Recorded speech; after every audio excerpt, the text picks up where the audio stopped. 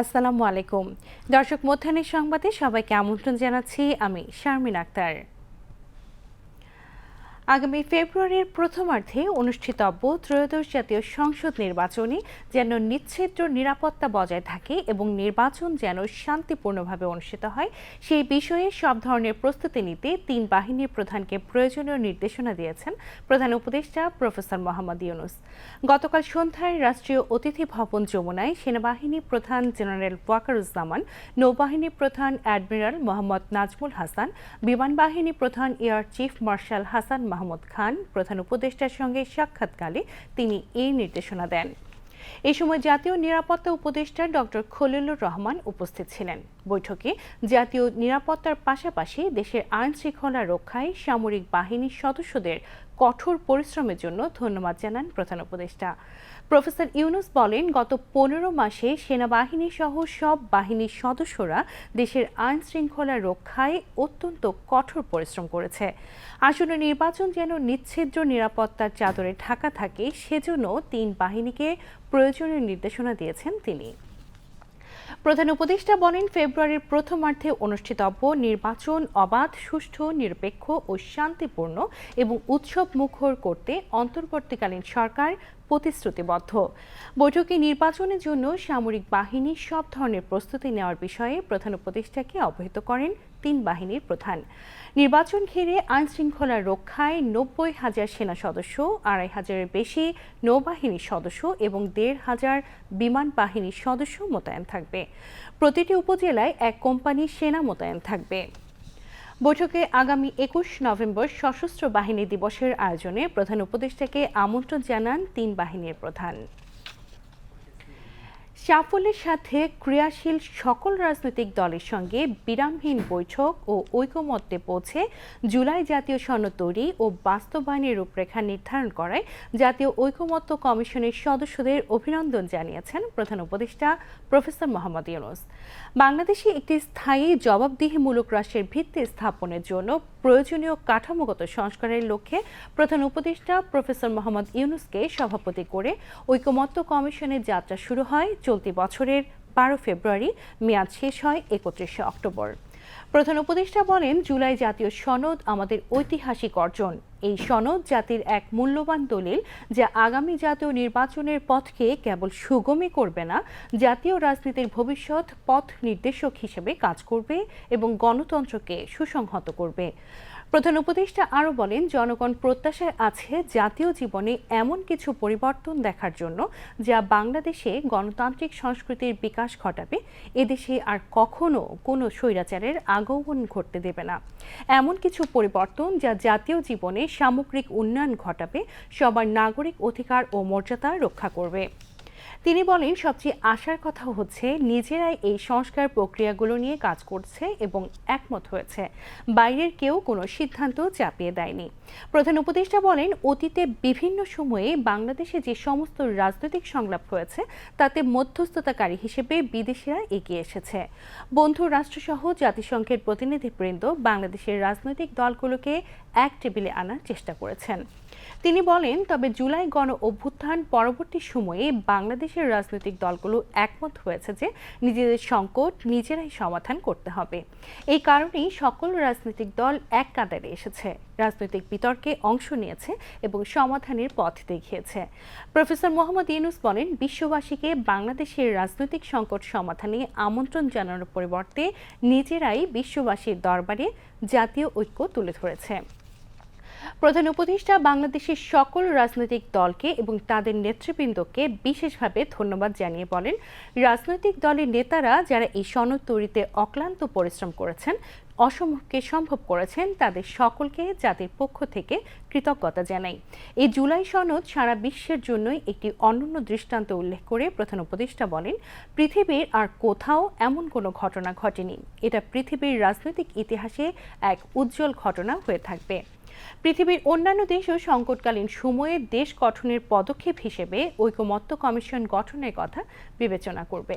প্রধান উপদেষ্টা জাতীয় ঐকমত্য কমিশনের সহসভাপতি অধ্যাপক আলী রিয়াজ, সদস্য ডক্টর বদিউল আলম মজুমদার, ডক্টর ইফতেখারুজ্জামান, সফররাজ হোসেন, বিচারপতি এমদাদুল হক ও ডক্টর মোহাম্মদ আয়ুব মিয়া এবং বিশেষ সহকারী মনির হায়দারকে ধন্যবাদ জানান। পাশাপাশি গণমাধ্যমের প্রতিনিধিবৃন্দ যারা মাসের পর মাস এই দীর্ঘ আলোচনার সঙ্গে থেকেছেন, ঐকমত্য কমিশনের সকল কার্যকলাপ মানুষের কাছে সহজ ভাষায় পৌঁছে দিয়েছেন, তাদের প্রতিও কৃতজ্ঞতা জানান প্রধান উপদেষ্টা। প্রধান উপদেষ্টা বলেন, সকলের মনে রাখতে হবে যে অভূতপূর্ব ঐক্য আমাদের মাঝে রয়েছে। রাষ্ট্র সংস্কারে এই জাতীয় ঐক্য ধরে রাখতেই হবে, কারণ ফ্যাসিবাদী গোষ্ঠী এ জাতিকে বিভক্ত করতে সর্বশক্তি নিয়োজিত করেছে। তিনি বলেন, গত 15 মাস দেশবাসী নানা ষড়যন্ত্র ঐক্যবদ্ধভাবে মোকাবেলা করেছে। ফ্যাসিবাদকে পরাস্ত করতে হলে, এই দেশকে বাঁচাতে হলে জাতীয় ঐক্য ধরে রাখা ছাড়া আর কোনো বিকল্প নেই। এ দেশের ভবিষ্যৎ নির্মাণে সামনে মহা চ্যালেঞ্জ আছে উল্লেখ করে প্রধান উপদেষ্টা বলেন, এই চ্যালেঞ্জ মোকাবেলা করা কোনো একক ব্যক্তি, একক সংগঠন, একক সংস্থা অথবা একক সরকার দিয়ে সম্ভব হবে না। এজন্য সকল রাজনৈতিক দল ও পক্ষের মধ্যে একতা থাকতে হবে। যত প্রতিকূলতাই আসুক না কেন, ঐক্য ধরে রাখতে হবে।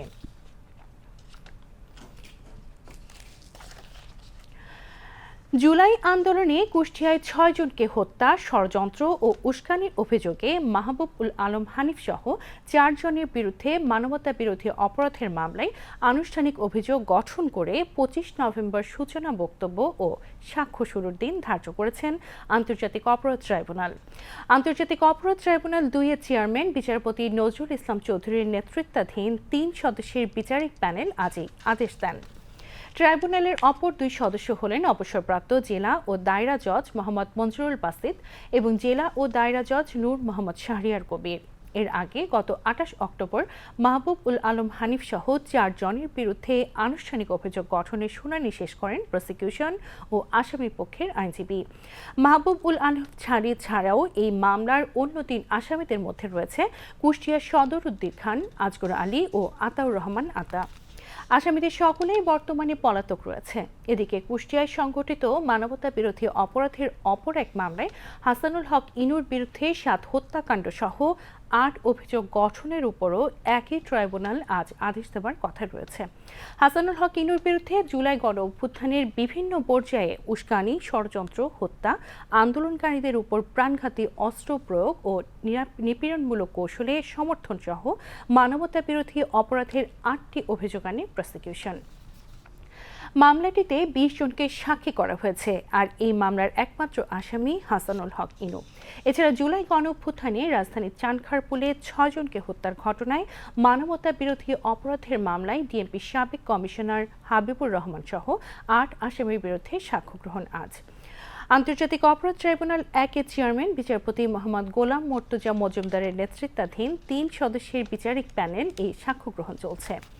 শেষ খবর পাওয়া পর্যন্ত সাক্ষ্য গ্রহণের আজ 13তম দিনে মামলার 21 নম্বর সাক্ষীর জবানবন্দি গ্রহণ করছেন ট্রাইব্যুনাল।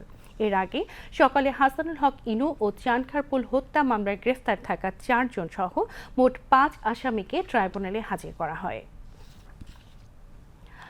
বাংলাদেশ টেলিভিশনে জনপ্রিয় আয়োজন নতুন কুড়ির ফাইনাল চলছে। কারা আসতে চলেছেন সেরাদের আসনে তা নিয়ে বিপুল আগ্রহ দর্শকদের। দর্শক, এই মুহূর্তে নতুন কুড়ির খবর জানাতে আমাদের সাথে ঢাকা কেন্দ্র থেকে যুক্ত হচ্ছেন রিপোর্টার স্বপ্না স্মৃতি। আমরা তার কাছ থেকে সেখানকার খবর জানব। শারমিন, আপনাকে ধন্যবাদ। আপনি জানেন যে নতুন কুড়ির আজ ফাইনাল পর্বের দ্বিতীয় দিন। আপনাকে জানিয়ে রাখি যে আজকে দ্বিতীয় দিনে সকাল থেকে কিন্তু বিভিন্ন জায়গা থেকে প্রতিযোগীরা এবং অভিভাবকরা হাসি মুখে বাংলাদেশ টেলিভিশন প্রাঙ্গণে আসছেন এবং তারা কিন্তু ফাইনালে অংশগ্রহণ করছেন। আপনি দেখতে পাচ্ছেন যে আমার আশেপাশে এবং এখানে প্রতিযোগী এবং অভিভাবকরা অপেক্ষা করছে, একে একে ভেতরে যাচ্ছে, তারা ফাইনালে অংশগ্রহণ করছে। আপনাকে জানিয়ে রাখি যে আজকে দ্বিতীয় দিনে 5টি বিষয়ে মোট 31 জন প্রতিযোগী অংশ নিচ্ছে এই ফাইনালে। আমরা এখন কিছু প্রতিযোগী এবং অভিভাবকদের সঙ্গে কথা বলবো। আমরা প্রথমেই একজন প্রতিযোগীর সঙ্গে কথা বলবো এবং তার কাছ থেকে জানার চেষ্টা করব তার কেমন লাগছে। কোথা থেকে এসেছো তুমি? খুলনা বিভাগ। আজকে এই যে ফাইনালে অংশগ্রহণ করছো, খুলনা থেকে এসেছো, এই স্টেজটা অনেক পরিচিত হয়ে গেছে, তবু আজকে কি মনে হচ্ছে যেহেতু আজকে ফাইনাল? এতগুলো ধাপ পার করে আসার পরে অন্যান্য দিনগুলোতে যতটা নার্ভাস ছিলাম তার থেকে আজকে একটু বেশি নার্ভাস লাগছে যেহেতু আজকে ফাইনাল। আচ্ছা, এই যে তুমি লোকসঙ্গীতে এসেছো, লোকসঙ্গীত মানে গান কতদিন থেকে তোমার করা হচ্ছে? অনেক ছোটবেলা থেকে, তখন আমার বয়স 3 থেকে 4 বছর। গান নিয়ে পরিকল্পনা কি? গান নিয়ে পরিকল্পনা, গানটা ধরে রাখতে চাই সারা জীবন। অনেক দূর যেতে চাই এই গান নিয়ে, যেন সবার মাঝে পরিচিতি পেতে পারি। লোকসঙ্গীত নিয়েই কি মানে থাকার ইচ্ছা, নাকি অন্য কোনো গান করতেও ভালো লাগে? অন্য কোনো গান করতেও ভালো লাগে, কিন্তু লোকসঙ্গীত করতে একটু বেশি ভালো লাগে। আচ্ছা, অনেক ধন্যবাদ শারমিন। আমরা একজন প্রতিযোগীর সঙ্গে কথা বললাম, আমরা এখানে আরেকজন প্রতিযোগী দেখতে পাচ্ছি, আমরা একটু তার সাথে কথা বলবো। কোথা থেকে এসেছো তুমি? আমি বরিশাল বিভাগের বরগুনা জেলা থেকে এসেছি। আজকে কোন বিষয়ে এসেছো? লোকসঙ্গীত। এতগুলো প্রতিযোগীকে পেছনে ফেলে আজকে তুমি ফাইনালে এসেছো লোকসঙ্গীতে। এই যাত্রাটা কেমন ছিল? সব থেকে বেশি কার সাপোর্ট ছিল? যাত্রাটা কঠিন ছিল, সহজ ছিল, তবে কঠিন একটু বেশি ছিল। আর আমি আমার গুরু ওস্তাদ বাবুল কৃষ্ণ সাহার সহযোগিতায় এখানে এসেছি। গান নিয়ে কি পরিকল্পনা? গান নিয়ে পরিকল্পনা হচ্ছে, আমি আজ যাদের সামনে গান করছি, পরবর্তীতে আমি ঠিক তাদের মতো হতে চাই, মানে তাদের চেয়ারে বসতে চাই, তাদের জায়গায় যেতে চাই। অনেক ধন্যবাদ তোমাকে শারমিন। আমরা আরেকজন প্রতিযোগীর সঙ্গে কথা বললাম, এখানে কিন্তু আমরা আরও ছোট ছোট কিছু প্রতিযোগী দেখতে পাচ্ছি, আমরা একটু তার সাথে কথা বলবো। কোথা থেকে এসেছো? আমি দিনাজপুর থেকে এসেছি। কোন বিষয়ে? লোকসঙ্গীতে। লোকসঙ্গীত। এই যে আজকে লোকসঙ্গীত করছো, ফাইনাল রাউন্ডে এসে গেছো, কি মনে হচ্ছে? অনেক ভালো লাগছে, আমি এতগুলো ধাপ পার হয়ে এখানে আসতে পেরেছি। আঞ্চলিক, বিভাগীয়, চূড়ান্ত পর্যায়ে, এবং সেটা 10 থেকে সেটা 5-এ আসতে পেরেছি। আমার অনেক ভালো লাগছে। আজকে কি মনে হচ্ছে যে 5-এ সেরা 5-এ এসেছো, আজকে 1, 2, 3-এর মধ্যে থাকতে পারবে? থাকতে পারবো। যদি পারো তাহলে প্রথমেই কি করবে? প্রথমেই আমি হচ্ছে এখনো ভেবে দেখুন। না, এখনো ভেবে। এই যে আজকে নতুন কুড়ির মতো ফাইনালে এসেছো, বন্ধু বান্ধবেরা কি বলেছে? ট্রিট চেয়েছে?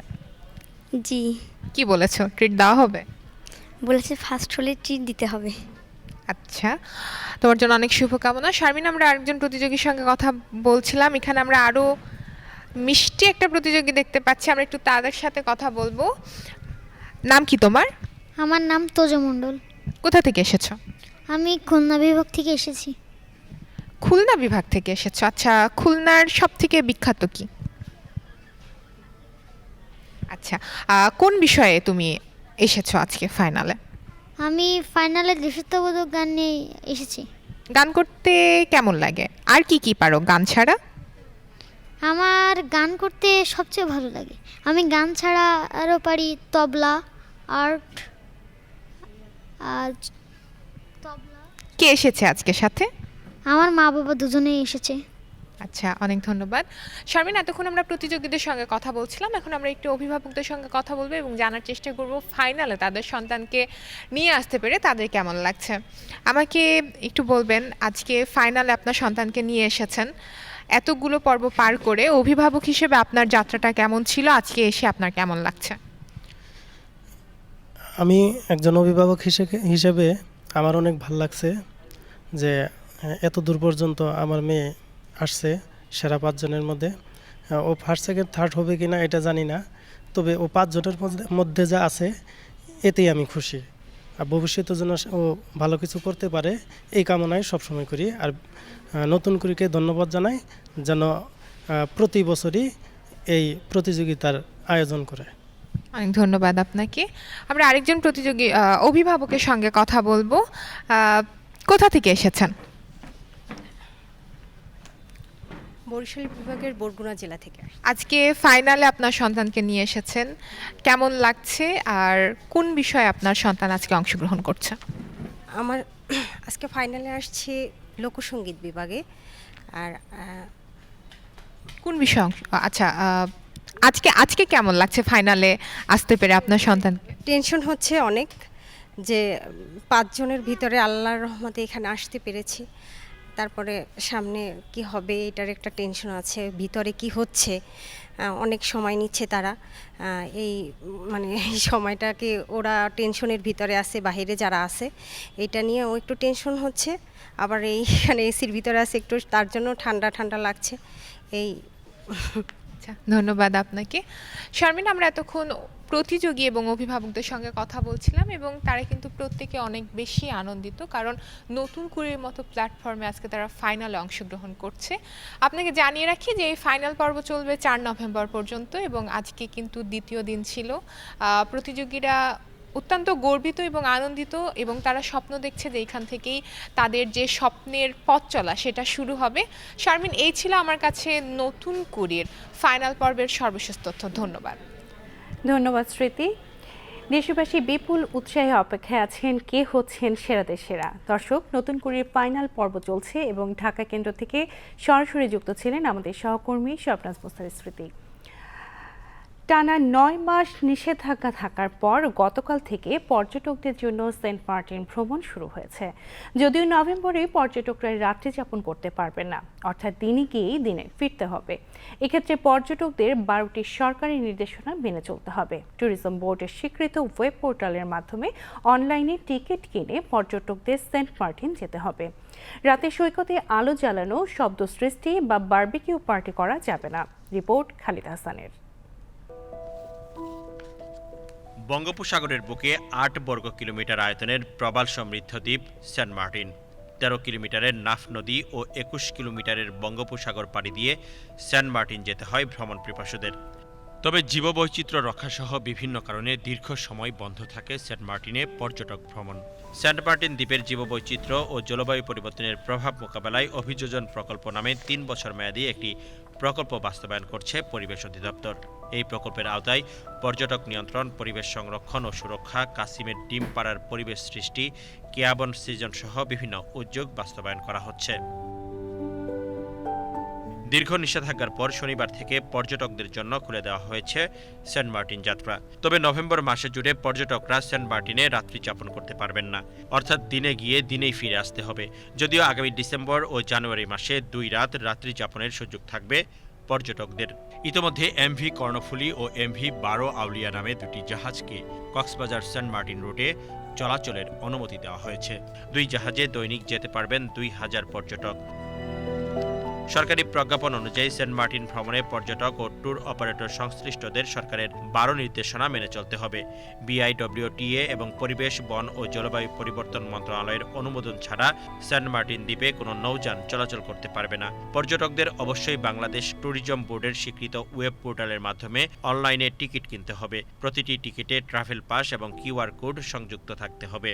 এছাড়া সেন্ট মার্টিনের প্রাকৃতিক পরিবেশ অক্ষুণ্ণ রাখতে রাতের বেলা সৈকতে আলো জ্বালানো, শব্দ সৃষ্টি বা বারবিকিউ পার্টি, কেয়াবনে প্রবেশ, কেয়াফল সংগ্রহ বা ক্রয় বিক্রয়, শামুক, ঝিনুক ও অন্যান্য জীববৈচিত্র্যের ক্ষতি করা যাবে না। সৈকতে মোটরসাইকেল, সি বাইক সহ যে কোনো মোটরচালিত যানবাহন চলাচল বন্ধ। নিষিদ্ধ পলিথিন বহন ও একবার ব্যবহার্য প্লাস্টিক ব্যবহারে নিরুৎসাহিত করা হয়েছে। Khalida Hossain, BTV news. ইলিশের উৎপাদন বৃদ্ধি ও টেকসই সংরক্ষণ নিশ্চিত করতে গতকাল থেকে শুরু হয়েছে দেশব্যাপী জাটকা ইলিশ আহরণে নিষেধাজ্ঞা।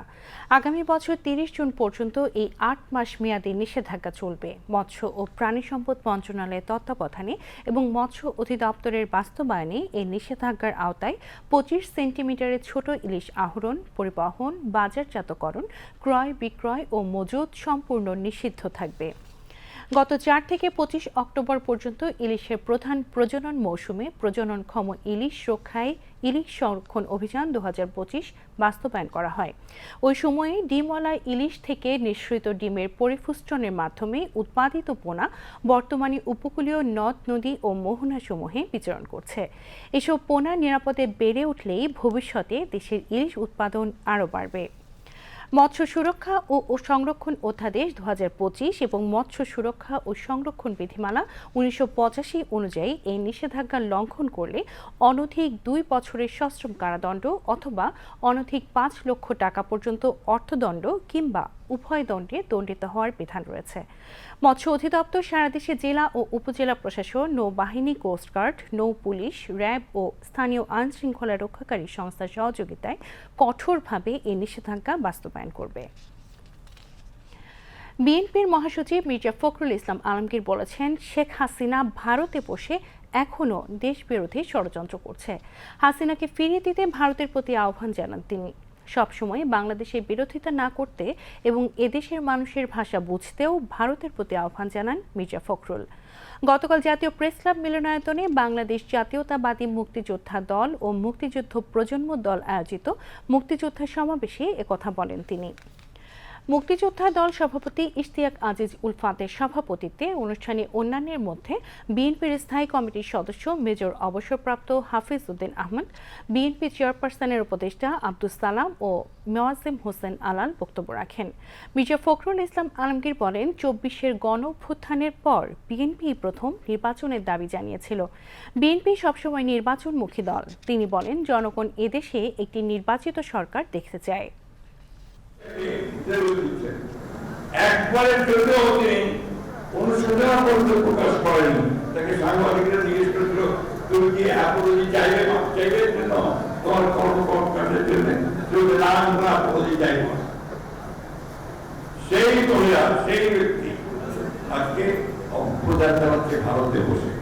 ভারত সরকারকে খুব পরিষ্কার করে আমরা বলতে চাই, জাতিরাকে আপনারা বাংলাদেশে ফেরত দিন এবং তার এখানে বাংলাদেশের আইনি যে বিচারের মুখোমুখি থাকতে হবে সেই বিচারের মুখোমুখি করার ব্যবস্থা করলেন। সব সময় বাংলাদেশের বিরোধিতা করবেন না, মানুষের বিরোধিতা করবেন না, বাংলাদেশের মানুষ সেটা মেনে নেবে না। অপতথ্য ও মিথ্যা তথ্য মোকাবেলায় গণমাধ্যম কর্মীদেরকে অনুসন্ধানী সাংবাদিকতায় দক্ষতা বাড়ানোর উপর গুরুত্ব আরোপ করেছেন তথ্য ও সম্প্রচার সচিব মাহবুবা ফারজানা। তিনি গতকাল রাজধানীতে জাতীয় গণমাধ্যম ইনস্টিটিউট কর্তৃক বাস্তবায়নাধীন support the improvement of the broadcasting environment for NIMC শীর্ষক প্রকল্পের আওতায় 5 দিনব্যাপী জুলাই যোদ্ধাদের জন্য অনুসন্ধানী সাংবাদিকতা প্রশিক্ষণের উদ্বোধনী অনুষ্ঠানে এ গুরুত্ব আরোপ করেন। অনুষ্ঠানে সভাপতিত্ব করেন জাতীয় গণমাধ্যম ইনস্টিটিউটের মহাপরিচালক নূর মোহাম্মদ মাহবুবুল হক। এ সময় support the improvement of the broadcasting environment for NIMC শীর্ষক প্রকল্পের পরিচালক মোহাম্মদ আবু সাদিক উপস্থিত ছিলেন। গুজব ও অপপ্রচারের বিরুদ্ধে কঠোর অবস্থানের কথা উল্লেখ করে তথ্য ও সম্প্রচার সচিব এই চ্যালেঞ্জগুলো মোকাবেলা করতে গোপন তথ্য উদ্ঘাটন, দলিল বিশ্লেষণ, উৎস খোঁজা ও জোরালো রিপোর্ট লেখার দক্ষতা অর্জনের উপর তাগিদ দেন। ন্যারেটিভ তৈরি করতে হচ্ছে, প্রতিদিন আমাদেরকে বলতে হচ্ছে এটা মিথ্যা, এটা গুজব। প্রতিদিন দেখা যায় যে আমাদের পাশের দেশ থেকে উস্কানি আসছে। প্রতিদিন আপনাদেরকে কষ্ট করতে হচ্ছে এবং প্রতিদিন আপনাদের সজাগ হতে হচ্ছে। আপনাদের ঘুমিয়ে থাকলে চলবে না, কিন্তু এখন আপনাদের রিজেনারেশন প্রয়োজন, আপনাদের রেনেসা প্রয়োজন, আপনাদের শক্তি আরও 3 গুণ করা প্রয়োজন। আজকে যারা এখানে বসেছেন তারা কিন্তু আজকে যে প্রশিক্ষণটা গ্রহণ করবেন অনুসন্ধানী সাংবাদিকতা, সেই সাংবাদিকতার কিন্তু অসম্ভব প্রয়োজনীয়তা রয়েছে এই মুহূর্তে আমাদের। এবং অনুসন্ধানে সাংবাদিকতার প্রথম শর্তই হচ্ছে সত্যের গভীরে গিয়ে সত্যকে যাচাই বাছাই করে একেবারে নির্ভুল তথ্য বের করে আনা। এবং আমার মনে হয় যে মডিউল তৈরি করেছে জাতীয় গণমাধ্যম ইনস্টিটিউট, আপনারা কিন্তু উপকৃত হবেন। দর্শক, এবারে যাচ্ছে আন্তর্জাতিক সংবাদে।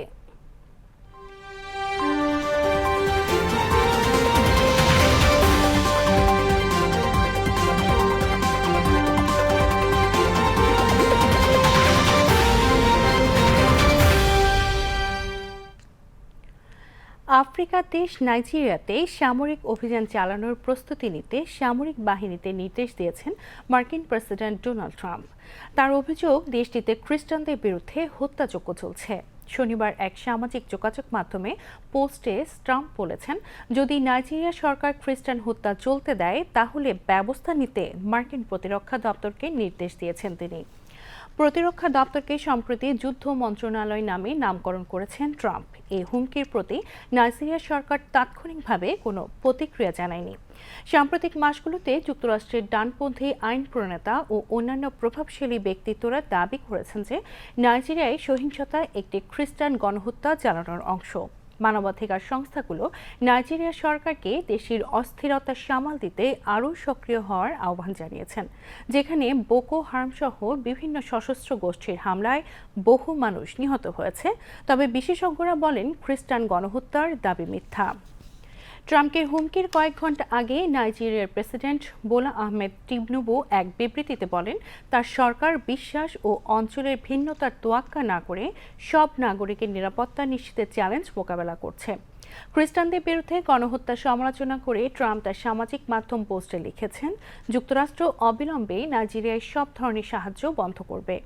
দীর্ঘ বার্তায় ট্রাম্প বলেছেন, যুক্তরাষ্ট্র সম্ভবত ওই লাঞ্ছিত দেশে বন্দুক হাতে ঢুকে ইসলামী সন্ত্রাসীদের পুরোপুরি নিশ্চিহ্ন করবে যারা এই ভয়াবহ নৃশংসতা চালাচ্ছে। আমরা আক্রমণ করলে তা হবে দ্রুত, নির্মম এবং চূড়ান্ত, ঠিক যেমন সন্ত্রাসী গুন্ডারা আমাদের প্রিয় খ্রিস্টানদের উপর আক্রমণ করে। নাইজেরিয়ায় উগ্র ইসলামপন্থীদের হামলায় খ্রিস্টান ও মুসলিম উভয়ে আক্রান্ত হয়েছে। দেশটির সহিংসতার পেছনে নানা কারণ রয়েছে। কিছু হামলা ধর্মীয় উদ্দেশ্যমূলক, কিছু সংঘর্ষ কৃষক ও রাখাল সম্প্রদায়ের মধ্যে সীমিত সম্পদ নিয়ে বিরোধ থেকে উত্থাপিত। পাশাপাশি জাতিগত ও সাম্প্রদায়িক উত্তেজনা রয়েছে। যদিও খ্রিস্টানরাও লক্ষ্যবস্তু হয়েছে, তবে অধিকাংশ ভিকটিম মুসলিম। চুক্তির শর্ত মতো ইসরায়েল গাজায় ত্রাণ ঢুকতে দিচ্ছে না। গাজার কর্তৃপক্ষ জানিয়েছে, যুক্তরাষ্ট্রের মধ্যস্থতায় হওয়া যুদ্ধবিরতি কার্যকর হওয়ার পর থেকে ইসরায়েল চুক্তিতে নির্ধারিত মানবিক সহায়তা মাত্র অল্প অংশ গাজায় ঢুকতে দিয়েছে। শনিবার এক বিবৃতিতে গাজার সরকারি মিডিয়া অফিস জানায়, 10 থেকে 31 অক্টোবরের মধ্যে মোট 3,203টি বাণিজ্যিক ও ত্রাণবাহী ট্রাক গাজায় প্রবেশ করেছে। এটি দৈনিক গড়ে 145টি ট্রাক, অর্থাৎ চুক্তি অনুযায়ী প্রতিদিন ঢোকার কথা থাকা 600 ট্রাকের মাত্র 24%। তারা মার্কিন প্রেসিডেন্ট ডোনাল্ড ট্রাম্প এবং অন্যান্য যুদ্ধবিরতি চুক্তির মধ্যস্থতাকারীদের আহ্বান জানায়, যাতে তারা ইসরায়েলের উপর চাপ সৃষ্টি করেন যাতে কোনো শর্ত ও বাধা ছাড়া গাজায় মানবিক সহায়তা প্রবেশ করতে পারে। এদিকে ইসরায়েলি সেনাবাহিনী যুদ্ধবিরতি চুক্তি লঙ্ঘন করে গাজা জুড়ে হামলা অব্যাহত রেখেছে।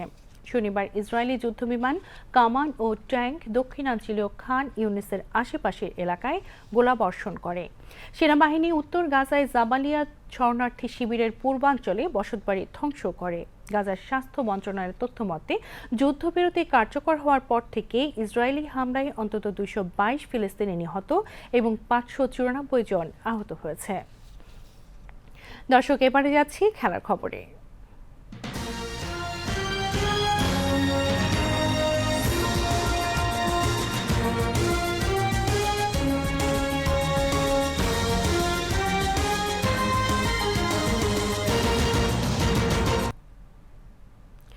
নাভি মুম্বাইয়ের ডক্টর ডিওয়াই প্যাটেল স্টেডিয়ামে আইসিসি নারী বিশ্বকাপের ফাইনালে আজ দক্ষিণ আফ্রিকার মুখোমুখি হবে স্বাগতিক ভারত।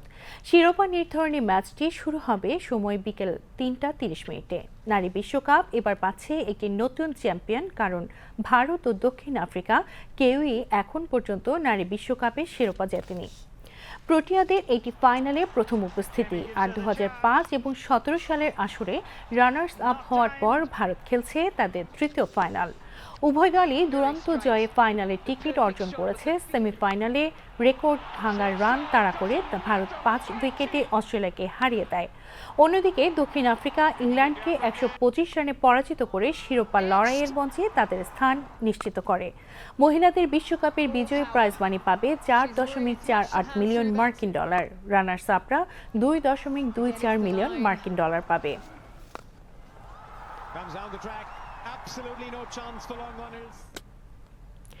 মেজর লিগ সকারের প্লে অফের দ্বিতীয় রাউন্ডে লিওনেল মেসির ইন্টার মায়ামির বিপক্ষে 2-1 গোলে জিতেছে ন্যাশভিল। ইন্টার মায়ামির বিপক্ষে আগে 10 ম্যাচে জয় ছিল না ন্যাশভিল এসসির। সেই ধারায় ছেদ টেনে ফেব্রুয়ারিতে হারিয়ে প্লে অফের লড়াই তৃতীয় ম্যাচে নিল ন্যাশভিল। ঘরের মাঠে 9ম মিনিটে ন্যাশভিল এগিয়ে যায়। মায়ামির গোলকিপার রোকো রিওস নভো বক্সের ভেতর ফাউল করেন স্যাম সার্জিকে।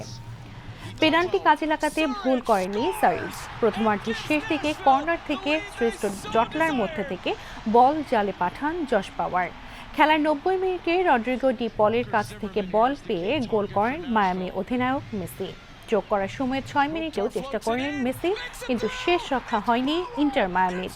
প্লে অফের প্রথম ম্যাচে গত 25 অক্টোবর 3-1 গোলে জিতেছিল মায়ামি। দ্বিতীয় ম্যাচে ন্যাশভিলের এ জয়ে আগামী শনিবার তৃতীয় প্লে অফে হবে নির্ধারিত দুই দলের ভাগ্য।